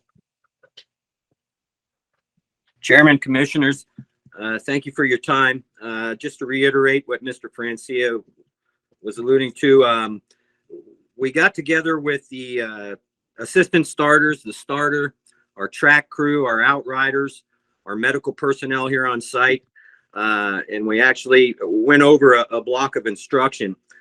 We started with simple procedures like a starting gate truck failure after horses break, the emergency procedure utilizing the backup tractor to pull the starting gate to the outside rail and clear the racetrack.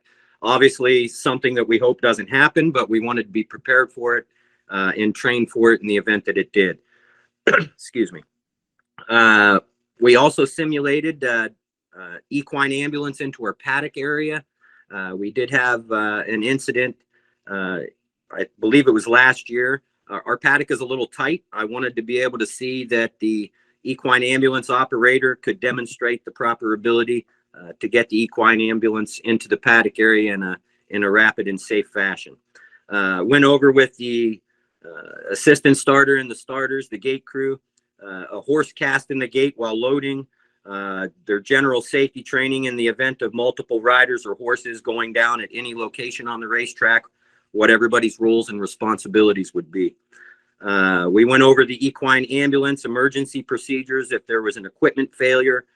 For example, if the winch needed to be utilized in the equine ambulance, that if it was to fail, what type of backup system we would utilize, like a come along, that sort of thing.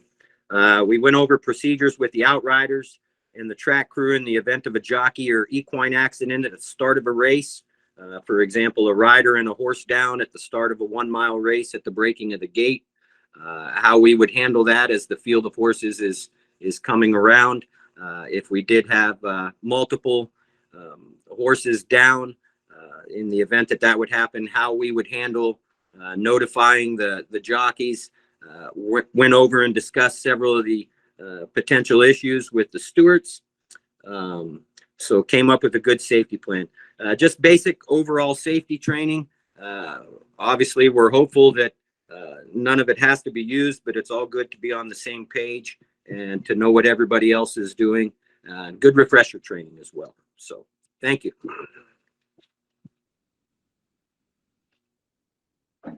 Thanks, sir. Appreciate all the work that Turf Paradise is doing with the department as well. Mr. Chairman, you're certainly welcome.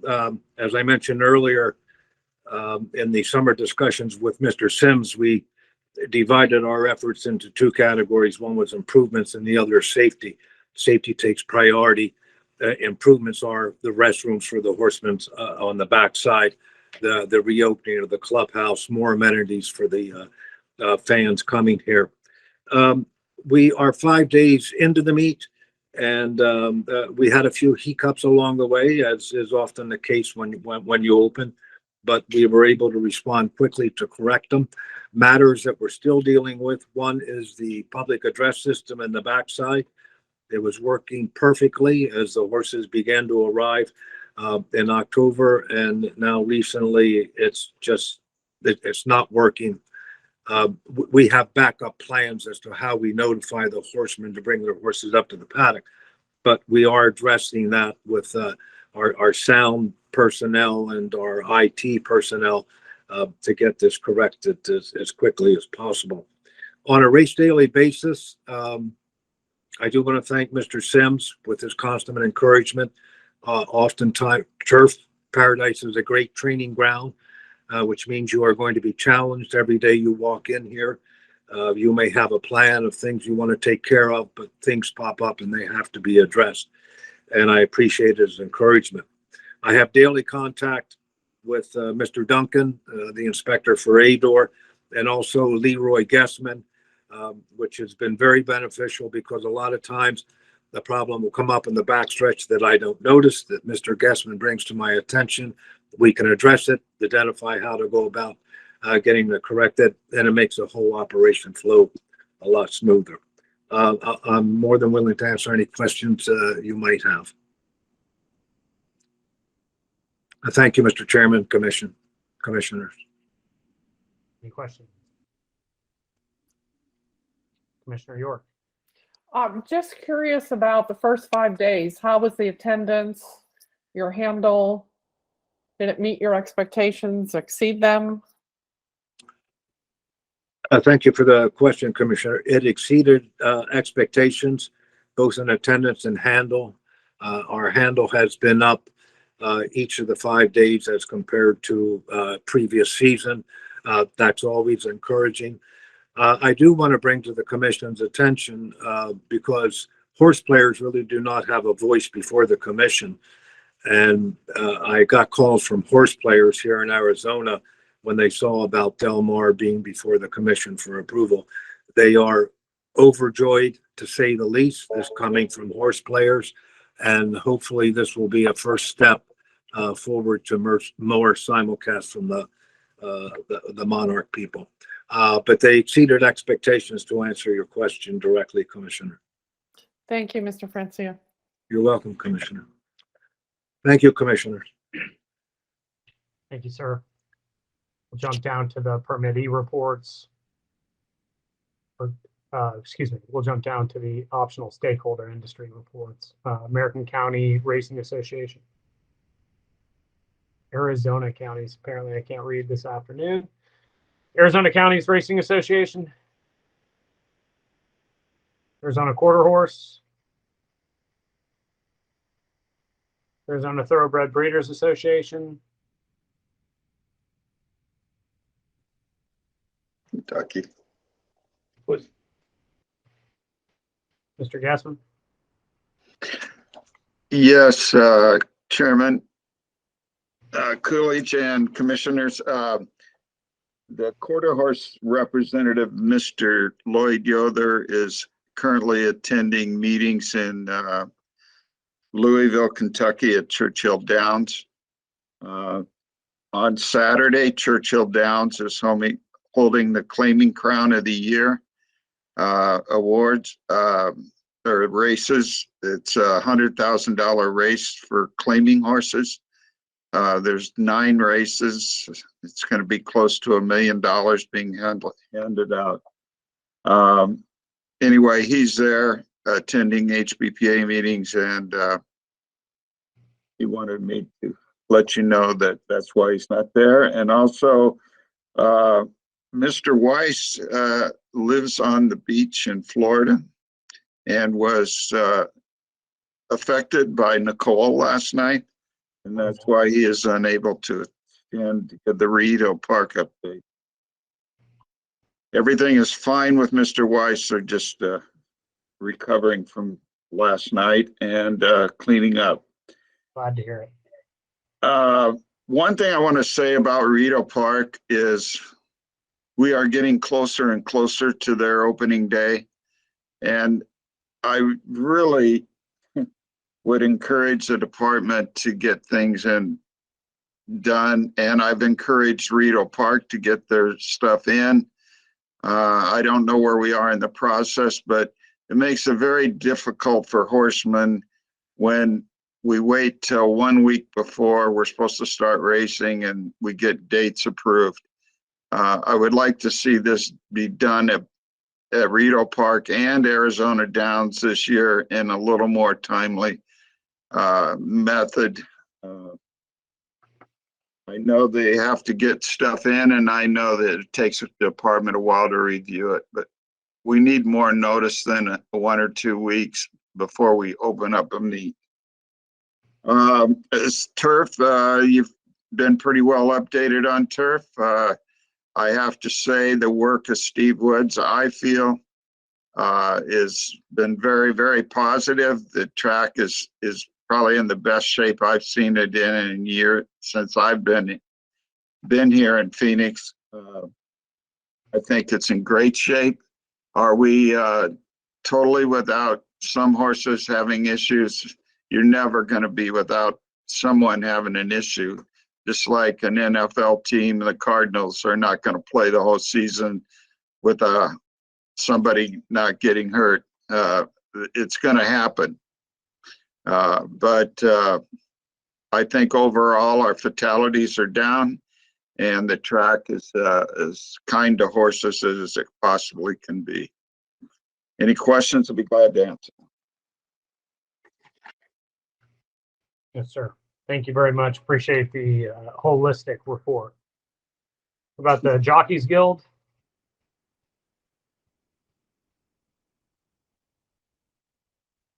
Okay, drop down to 6. Any of my commissioners have anything to be added to future agendas? Chairman Coolidge, I just want to comment and commend all the tracks for the work that they're doing. Commissioner York and I have now toured Arizona Downs. We had an opportunity to go down to Tucson, tour the track there, meet some of the board members, learn more about the status of that track and the importance it has to Tucson. And then we are looking forward to then touring with the Turf Paradise folks on Monday afternoon. And we've appreciated everybody bringing us on board and giving us their information and bringing us up to date on everything that's being done by all the tracks. Thank you. Great. Commissioner York. Commissioner French-Contreras, thank you for that summary. I second everything you said. It's been a really good opportunity to tour the tracks thus far, and we're looking forward Monday to turf. I did just have a couple of things. At the September meeting, I had asked about consideration for 2 things. One was moving the call to the public ahead of the commission reports on the agenda, and the other was making safety, or at least exploring the idea of making safety a regular agenda item so that we could explore more opportunities to increase safety. And I just wanted to ask the department if they've had a chance to consider that and what the status is. I can actually jump to answer some of those. I was in conversations with the department about this agenda and decided to keep call to the public at the end. And then the safety report was added to this agenda. Are you asking for an additional item as far as a safety report and safety conversation? Let's just see how it goes. So at the present time, no. And I'm sorry, thank you for connecting the dots for me that the addition of Mr. Duncan's report was really to address that. So let's just see how that goes. Yes, ma'am. Anything else? I have 2 people signed up for call to the public. Like Mr. Nolan. Good morning. Good morning, or good afternoon, I'm sorry. And I want to thank the commission for giving me time. I tried to address some pertinent issues. First, thank you, Commissioner York, again, for trying to get some of these so they could be tabled on future agendas by putting it before future commission reports and items to be on future agendas. Secondly, this is for note, this will be the last Thursday that a meeting is held where there is no live racing for several months. I wish the commission to address that they go to a dark day, which would probably be a Friday. Many of the participants are racing participants and won't be available if they're running horses and things like that. Just consider that you'd get more positive information, relevant information if people were more readily available than on a race day. I, in the past, have asked for a lot more transparency in the budget and into the litigations, the cost of these litigations. I'll just refer to the current litigation that was filed in 2016, Ron Sims versus the Arizona Racing Commission. one would think that this should be dealt with and we should have some transparency. I do see that there's been a minute entry that oral arguments are scheduled for January 13th, 2023. Again, it was filed in 2016. And I believe that the cost of to defend by the commission and the Department of Gaming are being reimbursed by risk management, and I think these are running into millions of taxpayers' dollars. Wonder if that's a good expense for our people here in the state of Arizona. Other things concerning that budget is, do we have enough people on staff? Is there enough in the budget to perform all these duties that are being asked? As you know, at the beginning of the Governor Dursey term, the budget was cut from approximately 2.8 million to approximately 1.5. Several staff members were let go, and it's been a juggle, and we do see that there's been some problems with some of that. Another observation is many of these agenda items are at the request of one licensee, a permittee. They keep coming up. For instance, the Padre Murphy's debacle, which now seems to be resolved. The item for the 60-mile rule, we keep getting these that take a lot of time. I want you to know as a commission that at the same time you are approving that Padre Murphy's go back to Turf Paradise, that they were unable to facilitate their own OTBs, such as Big Daddy's on Cave Creek and Azul's were not open because they don't have staffing for it, but yet you are approving it to go back. And remember, their equipment is way outdated. It boots up as Windows 98. And I'm not sure that those things that you're doing are really in the best interest, but I'm not sure you're getting the full information to make a proper decision just because one permittee, one licensee wants it done that way. I think we have to look forward to many new things with the new administration. Apologies for Nolan. Chair Coolidge, just want to let you know the 3-minute timer has expired. If it's not relevant, I'd like to continue with one last thing. My last thing is I wanted to speak earlier concerning an above item. Every time we see the MCM, this Monarch Content Management, it seems like they've taken the position that they're the regulators who are allowed to come in and say what tracks we are going to have, import and export signal. I thought that was your duty, Commission. They are not licensed to be doing this in the state in accordance to the rules. I brought this up in the past.